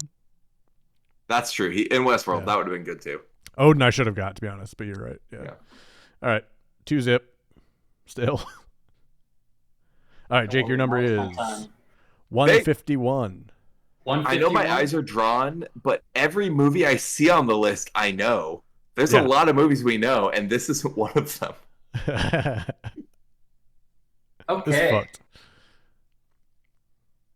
This movie has Just give up, Jake. It's 150, right? 151. 151. Oh, okay. Never mind. No, yeah. No, wrong. Yeah, just give up. Yeah, I was gonna say it's still just give up. Let's try. So there are what looks like two All right, shirtless Starting samurai. right now, I'm willing to offer one mulligan. We can each have one mulligan. And you can take I'll it take now that. if you want. Yeah. Because this is getting ridiculous. You want to use your mulligan? Yeah. This 74. was, what Oh, now? sorry. What was 151? Yeah, I want to read the description. It was 1950s Rashomon. No idea. No idea. Ooh. Your new All right, number is... We'll also add another rule that if the movie was pre-1980, Oh, starting now with Jake, since he went first, if you want to take another mulligan and give me an extra one, I'll accept it. If it's All right, all right. pre-1980. okay. Because these okay. are... Or just quit these giving suck. me 60-year-old movies. Yeah, that's ideal, but... Why don't we just... Okay, all right. Next number, Jake, for you is 74. All right, I feel good Come on, about this one. 74. We got this. Oh, okay.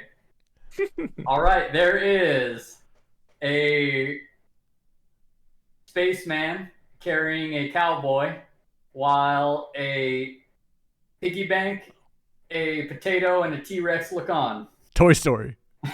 We got one. Heyo! 2-1. Let's go. All right, Nate. Your movie is 221. 221. All right. I like this movie. Okay. A college student sits on top of a bus leaned against a cot, and looks out over the horizon with a sense of opportunity and adventure. A college student leans against a bus on a cot. No, he leans against a cot sitting on top of a bus, looking out into a forest with a Into the sense of wild. adventure. Yeah. Nice. Nice. All right. I thought you were gonna say impending doom because I'm pretty sure he dies on that bus. I thought you were gonna say Wanderlust. And then you said adventure, and I was like, is this Into the Wild? I don't think so anymore. Nice. I haven't All right. seen the movie. It's good. It's got a really good soundtrack with Eddie Vedder. Jake. pretty sure I've heard the soundtrack. Yeah. Actually. Into the Sun. That was 3. Are we doing 5? Yeah, we'll go to 5. Yep. All right. 59 is your number. 59. 59. 59, buddy. Let me see. Just pass again. Yeah, I'll take my two. I'll take my 2. All right, because that was 1950 Sunset Boulevard. Oh, yeah, we're going to do that over. 31. 3-1. All right. Hey. There is an animated girl in an orange, like traditional Japanese clothing. The background has like those Japanese lanterns and a ghost with a white mask. Oh. Shoot, which one is it?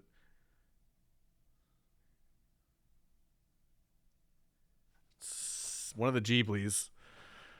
Oh, God. It's not House Moving Castle. I don't think it's... You're gonna lose my bet not remembering. Yeah, you are. That's my favorite kind of Oh, bluff. no. Jake, I'm sorry. I believe in you. Spirited Away? Yes. Oh, thank God. Oh, okay. Nice job. I really wanted to cockily give you an alternative description, but it only works if you didn't get it yet. I also would have accepted as an alternative answer the original title, Sento Chihiro no Kamikakushi. I was going between those two, which one to say, so I appreciate that. Can we get a translation? It's Spirited Away. A literal translation? Fuck you, Nate. Can I get a translation? That's fair. That's fair. 149.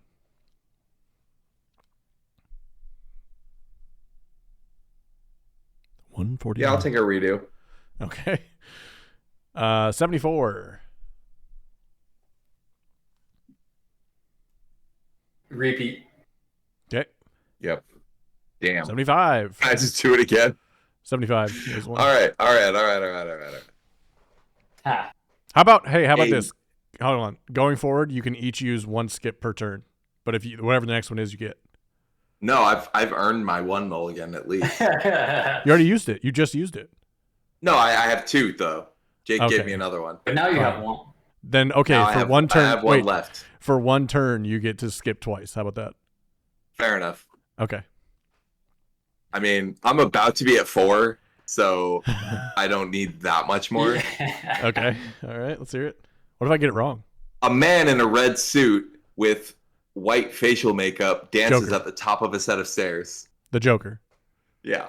Yeah. Okay. You're right. I couldn't even as a joke get that wrong. Jake, 18. I knew. For the record, the literal translation is Sen and Chihiro's Spirited Away. So we weren't So wrong. it just throws in the 2 names of the main character. That's interesting. I thought maybe there would be something with the length. I said it because the length of the words that you were saying. I was like, maybe it's like the girl's journey to find her parents who were turned into pigs. Spoiler. Okay. And okay, I think this is allowed. You said 19, right? I said 18. 18. 1-8. Okay. 18. Okay, so you get one skip per turn. So if you want, you can skip. No matter what. I'll If you skip. do, I'm This one's ashamed too of you. ambiguous. I'm what? ashamed of you. Okay, you're skipping? All right, wait. I'm pulling Jake, Ben, ready? Yeah.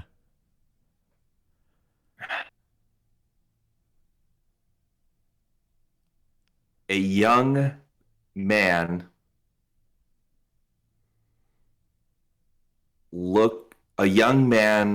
locked up behind a fence looks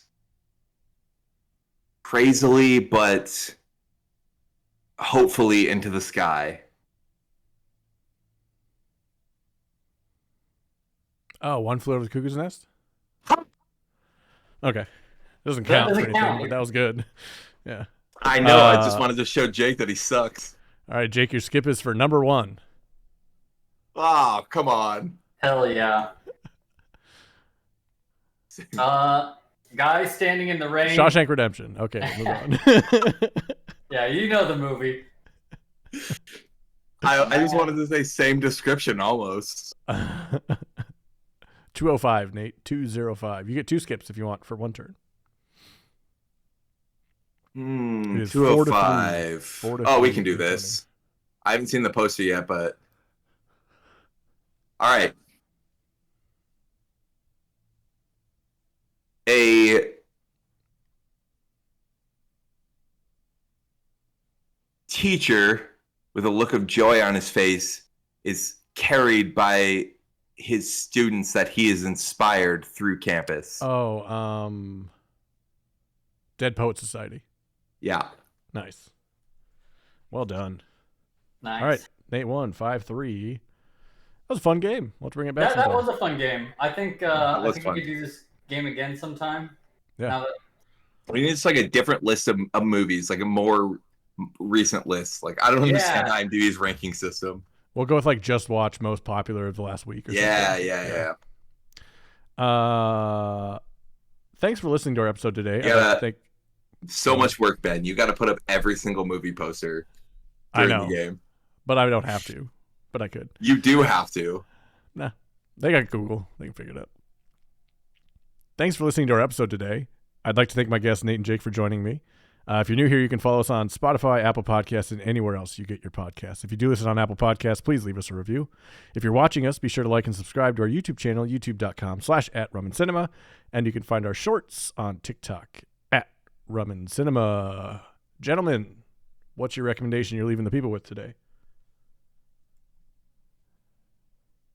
So, first of all, because we talked about it, Midnight Gospel. If you have not seen it, it's not new, but a comedian with an interest in philosophy and everything about life and also drugs has a podcast where he talks to people about meditation, accepting death, the meaning of life, and they take some of those episodes and animate them into absolutely absurd little vignettes. It's on Netflix. It's one of my favorite shows. I've watched it at every state of mind that I've ever been in, and they're all good. That's awesome. Also, I have to look it up. Just because we just saw her, Atsuko Okatsuka has a special on Netflix. She's hilarious. Her first special's on Netflix. She's on tour again. Go see her in tour because, as she admitted herself, she's better live. But she's also really funny on Netflix. Nice. Yeah. Love it. Thank you. Jake, got anything good for the people? Thursday, April 13th, the extended edition of Lord of the Rings: Return of the King is doing its 20th anniversary return to theaters. Wow. That's 3.5 hours. They're doing like marathons? No, it's just the Return of the King. Return of the King. All right. Yeah. Surely some theaters are doing a marathon. Of course they are. Don't call me Shirley. That's from the funniest movie of all time. Have you gone back and funniest watched it movie of all time recently? in the 60s. It's so funny. There's so many laughs. It's the most laughs per minute of any movie. Like, it's scientific. No, that's stupid. That's It's not real. science. Yeah, it is. Airplane is the funniest movie objectively of all time. I'm so mad at that. And you know I'm mad at that. One And of that's why you One of the say it. laughs is just like Israeli Airlines and a plane flies in with like the Yeah. sideburns. Like, does that qualify as comedy anymore? Wouldn't the most laughs per minute be a short and funny TikTok? Yes, I don't know. that's the world we live in now. Yeah. So are you telling me that all those, so that every TikTok that gets a chuckle out of you is funnier than Airplane? No. Objectively, I by your think standards. so. Airplane's Yeah, funny. exactly. Airplane's hilarious. Y'all are just Airplane is Airplane not a is bad hilarious. movie. I'm just saying it's not the best. It's not the funniest movie of all time. It's a good movie. wrong. Okay. Fuck, marry, kill. Ready? Airplane, The Hangover, Tommy Boy.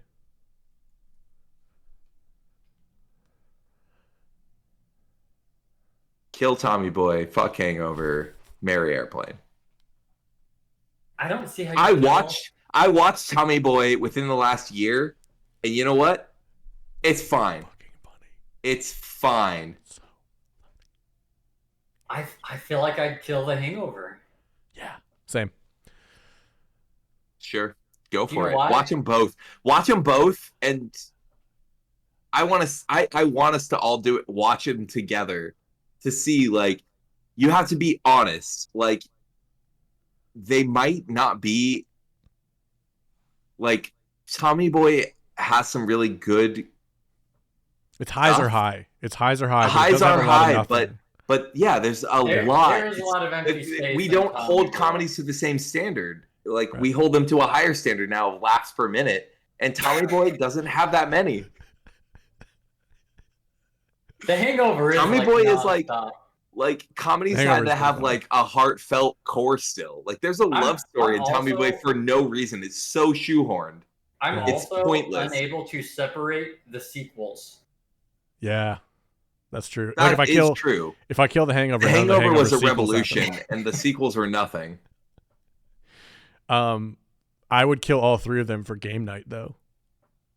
Oh, Game Game Night Night is is so so, funny. good. Yeah. That's what I'm talking about. Like, that's modern comedy. Yeah.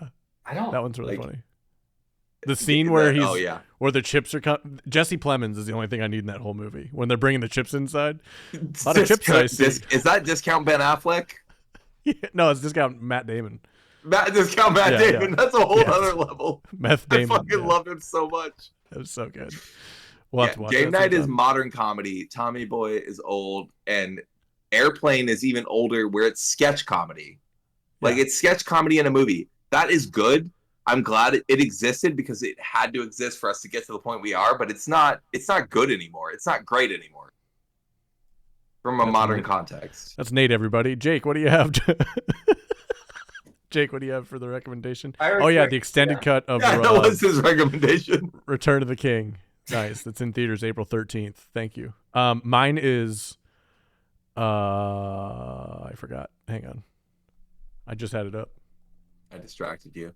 Yeah, I'm so perturbed now by your hatred of Tommy Boy. First Airplane, then Tommy Boy. They're That's both good, good. They're You- just you not kinda- as you good kinda as sold me recent on stuff. Tommy Boy. Being, Yeah. I'll agree with you on that. I'd kill Tommy Boy. Yeah. I'd probably keep The Hangover. At first it sounded blasphemous, but you're right. Okay. This is a show I think we've talked about a lot and deserves to be talked about a lot. The Last of Us.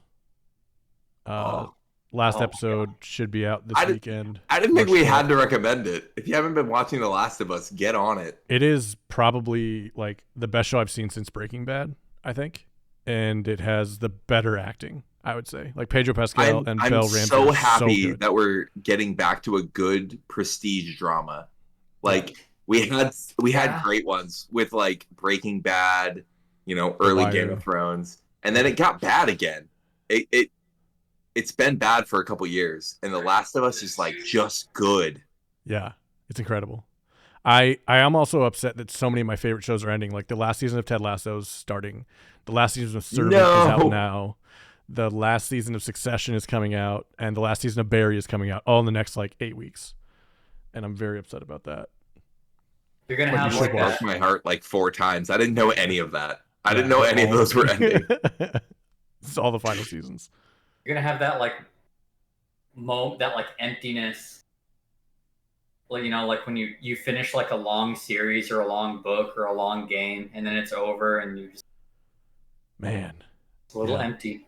yeah, you don't know what to do now. You're like, I guess I'll watch Jeopardy again. Jeopardy's sick. All right, thanks everybody for listening. That was Rum and Cinema. We're gonna go film something for our YouTube channel. We're gonna rank all the Marvel movies on a tier list. But thanks again for joining us. Enjoy your rum. We're all gonna agree. Enjoy your rum. Enjoy your cinema. We'll see you next time.